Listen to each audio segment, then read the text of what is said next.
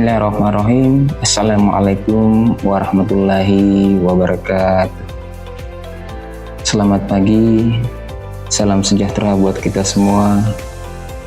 Salam sehat, salam Indonesia maju melalui dunia pendidikan vokasional. Perkenalkan, nama saya Agus SE MSI, dosen tetap di program Diploma 4 Program Studi Destinasi Pariwisata, jurusan Kepariwisataan Politeknik Pariwisata Makassar. Selama ini, konsentrasi yang saya geluti pada bidang keahlian pengajaran, yaitu perencanaan destinasi kepariwisataan. Proses pendidikan yang saya pernah tempuh yaitu Diploma 3 Bahasa dan Pariwisata Universitas Hasanuddin, program S1 Prodi Manajemen Kekhususan Manajemen Pariwisata, jurusan Kepariwisataan ST Pariyapari Aktripa Bandung, program S2 Magister Ilmu Manajemen Universitas Sumatera Utara, dan pada saat itu saya mengambil spesifikasi kajian pariwisata. Pada kesempatan ini saya akan menyampaikan pernyataan diri dosen untuk unjuk kerja Tridharma Perguruan Tinggi atau yang disingkat PDD UK TPT bidang pengajaran untuk memenuhi salah satu persyaratan dalam pengajuan Serdos melalui Serdos Smart tahun 2024. Mata kuliah yang pernah saya ajarkan selama ini di Prodi Destinasi Pariwisata diantaranya perencanaan produk dan pemasaran digital destinasi, pemasaran destinasi pariwisata digital, aplikasi digital destinasi pariwisata, pengelolaan krisis destinasi wisata, pengantar pengelolaan destinasi, perencanaan destinasi pariwisata, desain fasilitas dan landscape, dan implementasi perencanaan pengembangan pariwisata. Pada kesempatan ini saya akan menjelaskan struktur perkuliahan pada mata kuliah implementasi perencanaan pengembangan pariwisata, di mana mata kuliah ini merupakan mata kuliah wajib di program studi destinasi pariwisata dengan bobot SKS 3 SKS selama 14 pertemuan tatap muka dan 1 kali mid test dan 1 kali final test. Mata kuliah wajib yang harus ditempuh mahasiswa sebelum menjalani mata kuliah ini diantaranya pengantar kepariwisataan, pengantar pengelolaan pariwisata, dan perencanaan destinasi pariwisata. Deskripsi singkat mata kuliah implementasi perencanaan pengembangan pariwisata yaitu mata kuliah ini memberikan pemahaman dan skill tentang proses implementasi perencanaan destinasi wisata yang berkelanjutan, dengan fokus pada perencanaan dengan sistem pembagian kawasan untuk peruntukan penyediaan sarana fasilitas dan aktivitas pariwisata yang memiliki karakter spesifikasi dengan pemanfaatan potensi alam yang ada di daerah-daerah, terkhusus pada daerah yang terkonsentrasi mengembangkan desa wisata dalam bentuk kawasan strategis.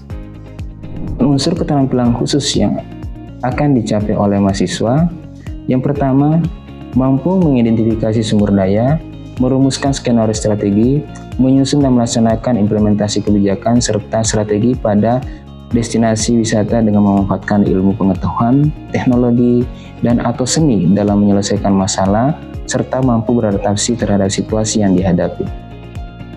Dan terakhir, mampu menyusun dokumen rencana pengembangan destinasi wisata dengan memanfaatkan ilmu pengetahuan, teknologi, dan atau seni dalam penyelesaian masalah, serta mampu beradaptasi terhadap situasi yang dihadapi. Adapun capaian mata kuliah yang akan dicapai oleh mahasiswa dalam pembelajaran ini sebagai berikut. CPMK pertama, memahami sistem pelaksanaan perkuliahan implementasi perencanaan pengembangan pariwisata. CPMK kedua, menyusun rencana pelaksanaan proyek SOP dalam bentuk logbook. CPMK 3, memahami apa saja yang menjadi unsur pembentuk kawasan wisata dalam sebuah tatanan letak geografi. CPMK 4 mengimplementasikan kawasan destinasi berdasarkan kriteria potensi yang tinggi pada sistem perencanaan yang tepat. CPMK 5 melakukan analisis aspek pendukung seperti aspek lingkungan alam, aspek masyarakat, aspek budaya, aspek ekonomi. CPMK 6 memahami dan mengimplementasikan konsep perencanaan kawasan menggunakan konsep clustering, konsep tripartit. CPMK 7 melakukan pembagian kawasan berdasarkan konsep yang telah dirumuskan dan ditetapkan.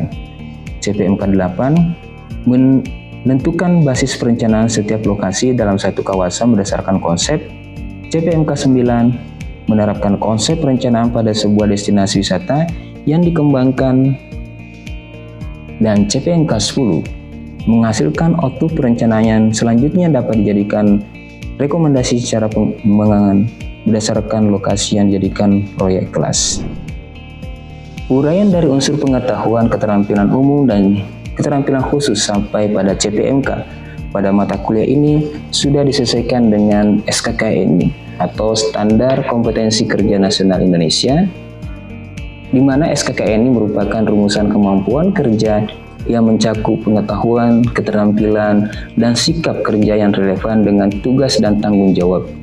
Sebagai implementasi pemanfaatan teknologi, maka dalam proses pembelajaran yang saya lakukan menggunakan dua Learning Management System atau LMS, yaitu yang pertama aplikasi Siakat dengan menggunakan AdLink dan Google Sites sebagai fasilitas pembelajaran yang disiapkan oleh Google sebagai media fasilitas untuk interaksi, materi, tugas-tugas, pelaksanaan proyek, dan kuis kepada mahasiswa. Dan dalam LMS ini, mahasiswa juga dapat melakukan umpan balik kepada saya tentang pemahaman materi dan pelaksanaan praktik sehingga bisa di follow up kapan saja dan di mana saja oleh saya sebagai dosen. Adapun sumber belajar dapat dilihat pada slide di samping saya. Dari pengetahuan keterampilan umum, keterampilan khusus, CPMK, dan bahan kajian telah mampu mendukung dan sejalan dengan profil lulusan Prodi Destinasi Pariwisata, yaitu pertama Signature Writer, juru foto atau video destinasi, yang kedua Office Assistant in Destination, yang ketiga Surveyor Destinasi, yang keempat Supervisor Pengelola Destinasi Pariwisata atau Destinasi Associate Coordinator, yang kelima Asisten Manajer Perencanaan dan Pengembangan Destinasi Pariwisata, dan yang keenam, Manajer Pengembangan Destinasi Pariwisata. Metode perkuliahan diterapkan adalah DAA atau Delivery Interaction Assessment yang dipadukan dengan PBL atau Project Based Learning, yang mana di dalamnya terdapat metode ceramah, diskusi, dan yang paling penting adalah penugasan dalam bentuk proyek kelas selama 1 semester pada lokasi yang dipilih sebagai lokasi proyek kawasan diarahkan pada desa wisata. Sistem penilaian mata kuliah implementasi perencanaan pengembangan destinasi pariwisata sebagai berikut. Yang pertama, aktivitas harian mahasiswa dengan bobot penilaian 15%, tugas atau proyek dengan bobot penilaian 15%, nilai pertengahan semester dengan bobot 30%, dan nilai penilaian akhir semester dengan bobot 40%. Di mana proses perkuliahan pada mata kuliah ini adalah dengan melakukan sistematika pengajaran, yaitu teori dan diaplikasikan dalam bentuk kegiatan praktik. Kegiatan praktik dilakukan dengan sistem mahasiswa diwajibkan untuk melakukan suatu kegiatan proyek yang dijalankan selama 1 semester di salah satu desa wisata. Untuk kegiatan proyek yang dijalankan dengan membuat suatu konsep perencanaan dalam kawasan desa wisata yang dipilih. Hal ini dilakukan untuk mengintegrasikan mata kuliah, proses perkuliahan, dan output mata kuliah yang selanjutnya akan ditindaklanjuti dengan kegiatan program pengabdian kepada masyarakat oleh mahasiswa dan atau pengabdian kepada masyarakat oleh dosen pada desa wisata yang dijadikan lokasi laboratorium praktek mata kuliah implementasi perencanaan pengembangan pariwisata di Prodi Destinasi Pariwisata yang disejalankan dengan program pendidikan tinggi yaitu MBKM, Merdeka Belajar dan Kampus Merdeka, yang menyentuh desa wisata dan mendukung spesifikasi penciri kampus Politeknik Pariwisata sebagai Center of Excellence pariwisata khususnya di kawasan timur Indonesia. Pada video pembelajaran kali ini akan membahas materi ketiga pada mata kuliah implementasi perencanaan pengembangan pariwisata dengan judul materi unsur pembentuk kawasan wisata dalam sebuah tatanan letak geografi. Assalamualaikum warahmatullahi wabarakatuh. Waalaikumsalam warahmatullahi wabarakatuh. Selamat pagi menjelang siang. Salam sehat, salam Indonesia maju, salam pendidikan maju melalui pendidikan vokasional pariwisata.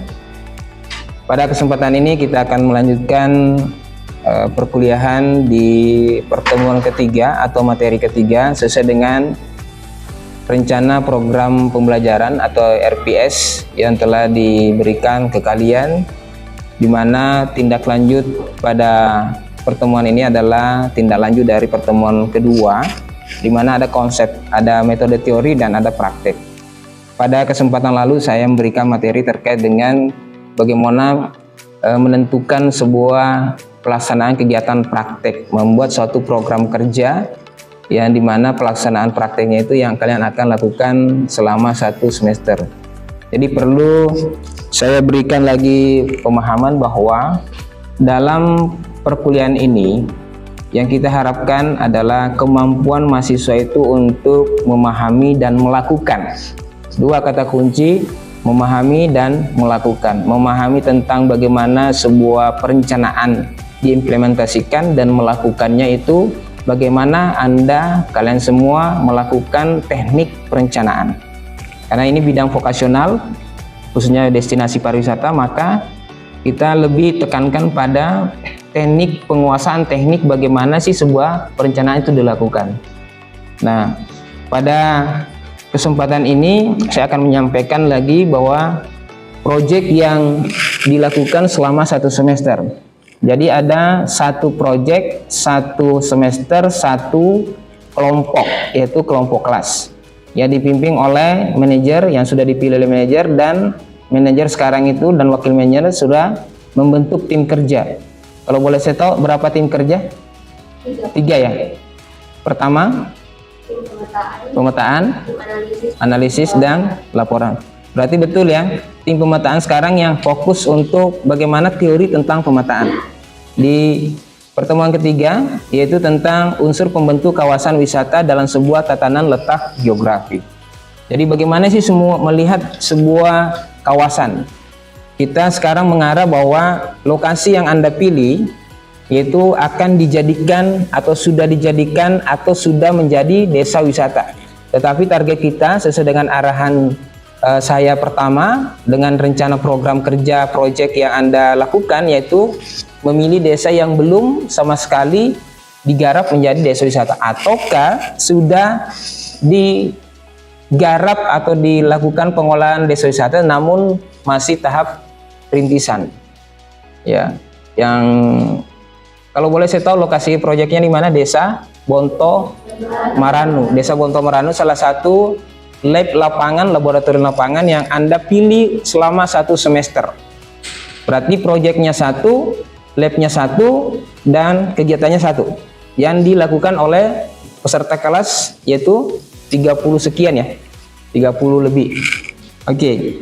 Nah, hasil dari nanti proyek ini ya berdasarkan rencana perkuliahan dan rencana program yang kita jalankan bahwa outputnya adalah suatu ide perencanaan dalam bentuk konsep yang diinterpretasikan dalam bentuk laporan dan dalam bentuk desain perencanaan, desain 3 dimensi.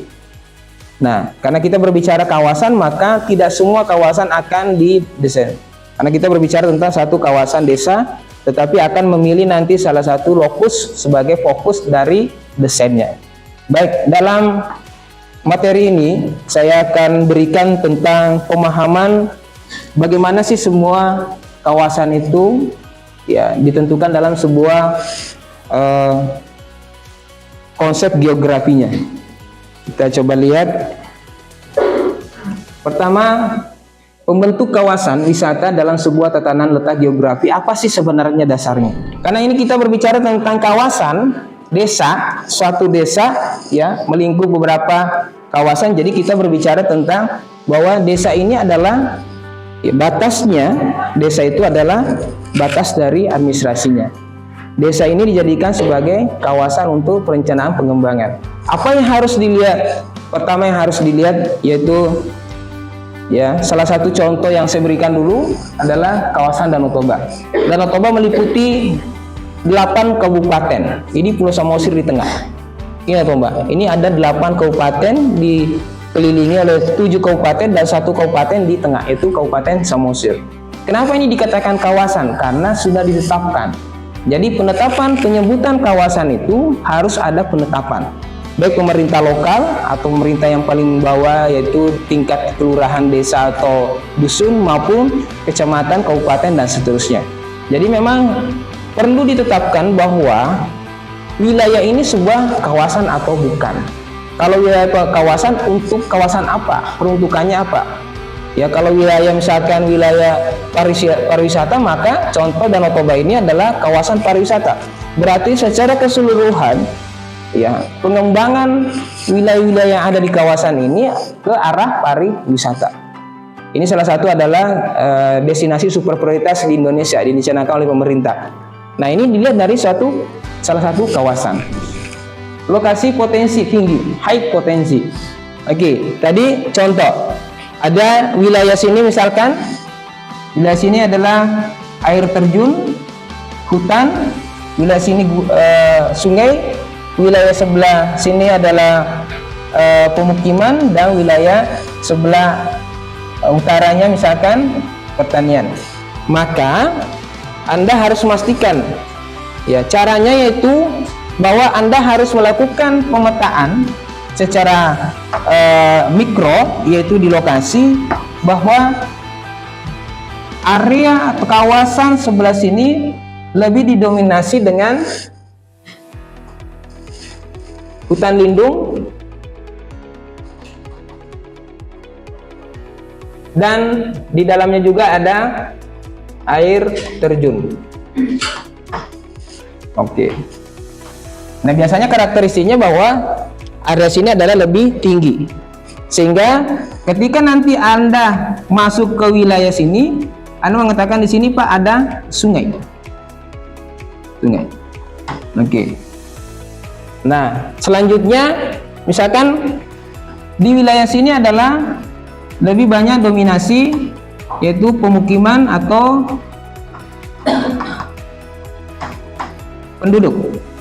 pemukiman penduduk. Ini batas, masih kita fokus pada batas lokasi, tapi yang ada di internal, di dalam lokasi kawasan. Bukan kita berbicara di luar. Tadi yang slide pertama sebelumnya itu berbicara batas luarnya, sekarang kita masuk di batas dalam. Next, ternyata di sini adalah area pertanian atau perkebunan. Berarti secara fisik lokasi kita bisa membagi 1, 2, 3, 4, dan 5. Sehingga jika digambar ya, ilustrasinya seperti ini. Ada wilayah hutan lindung, ada wilayah sungai, ada wilayah pemukiman, ada wilayah pertanian. Nah, setelah itu ya, ini yang paling penting dalam pemetaan nanti, teknik pemetaan. setelah Anda melakukan pemetaan secara sistem, ya, maka Anda harus menentukan lokasinya di setiap jenis. Misalkan hutannya di mana, air terjunnya posisi di mana, sungainya posisi di mana, pemukiman di posisi di mana. Nah, ini ada tanda-tanda kuning yang menandakan bahwa area atau lokasi dari sungai ada di sini yang bisa diakses atau bisa dijadikan sebuah potensi. Yang kedua, misalkan hutan dan air terjun ada di wilayah sini, dan pertanian dan perkebunan ada di wilayah sebelah utara, dan seterusnya ada di wilayah sebelah timur. Jadi ada kemungkinan. Nah, ketika seperti ini, maka kita akan lagi balik ke gambar. Maka untuk penentuannya, yaitu di manakah, pertanyaannya kan di mana potensi yang tinggi. Artinya apa? Kenapa seperti ini? Karena kita berbicara tentang potensi, berarti ini yang akan dikembangkan menjadi sebuah apa? Kalau potensi menjadi sebuah daya tarik. Jadinya kan daya tarik. Ketentuannya yang sudah saya berikan yaitu minimal 2 daya tarik. Minimal 2. Berarti kita harus melihat bahwa di kawasan Bonto Maranu atau desa Bonto Maranu ada minimal 2 potensi untuk dijadikan daya tarik. Itu dari aspek fisik geografisnya. Nah, jenisnya apa? Anda harus menentukan jenisnya apa di sini, di sini, di sini, dan seterusnya sesuai dengan kawasan. Nah, contoh lihat Bonto Maranu, kalau kita lihat secara peta berada di sekitaran wilayah area Bili-Bili. Ya, Bili-Bili ya, Sungai Bili-Bili. Berarti kan memang lihat dia lebih didominasi adalah wilayah pegunungan dan perbukitan. Ya, karena wilayah Kota Makassar adalah dataran, kalau Bonto Maranu berarti dia di atas sana. Nah, kalau seperti itu, selanjutnya bahwa potensi apa yang dimiliki dan bagaimana merencanakan potensi itu. Kan itu konsepnya. Anda berbicara tentang apa yang dimiliki desa itu dan bagaimana melakukannya, merencanakan. Kalau misalkan dia punya sungai, harus seperti apa konsep dalam pengembangan perencanaan sungainya. Kalau dia punya pegunungan, maka untuk memadukan antara gunung, wilayah pegunungan, geografi pegunungan dengan wilayah sungai, itu harus dikombin seperti apa. Jadi memang betul-betul harus diperhatikan bahwa sistem pelaksanaan perencanaan itu harus terintegrasi antara satu jenis potensi ke potensi lain untuk dijadikan daya tarik wisata. Ketika sudah menjadi daya tarik wisata, maka desa Bonto Maranu bisa dijadikan kawasan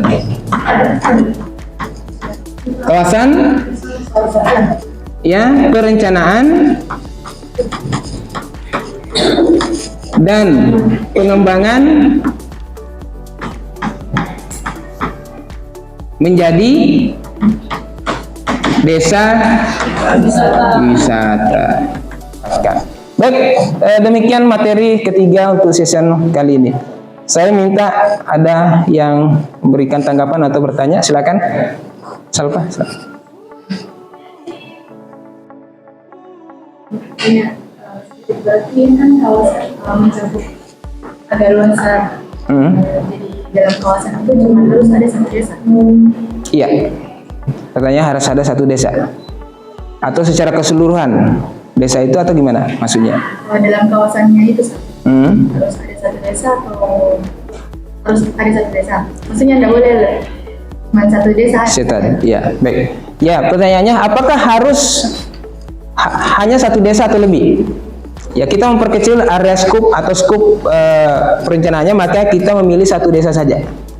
Jadi satu desa Bonto Maranu saja yang pertama dipetakan, baru nanti dilanjutkan dengan sesuai dengan penjelasan saya tadi. Jadi pertamanya satu desa minimal 2 jenis potensi untuk dijadikan daya tarik. Terima kasih atas perhatiannya. Kita akhiri pertemuan ini dengan mengucapkan Alhamdulillahirrabbilalamin. Assalamualaikum warahmatullahi wabarakatuh. Selamat siang, selamat sehat, salam sehat dan salam sejahtera buat kita semua. Kita berjuang untuk pariwisata Indonesia melalui dunia pendidikan vokasional pariwisata di program studi destinasi pariwisata Politeknik Pariwisata Makassar. Terima kasih. Wassalamualaikum warahmatullahi wabarakatuh. Waalaikumsalam warahmatullahi wabarakatuh. Demikian yang bisa saya sampaikan tentang pernyataan diri dosen untuk unjuk kerja Tridharma Perguruan Tinggi atau yang disingkat PDD UK TPT bidang pengajaran untuk memenuhi salah satu persyaratan dalam pengajuan Serdos melalui Serdosmart tahun 2024. Semoga apa yang saya sampaikan melalui video ini dapat memberikan impact positif bagi pengembangan ilmu kepariwisataan khususnya di program Diploma 4 Vokasional Bidang Kepariwisataan pada Prodi Destinasi Pariwisata Politeknik Pariwisata Makassar. Terima kasih atas kesempatan Anda untuk menyaksikan. Demikian video dari saya. Wassalamualaikum warahmatullahi wabarakatuh. Selamat pagi.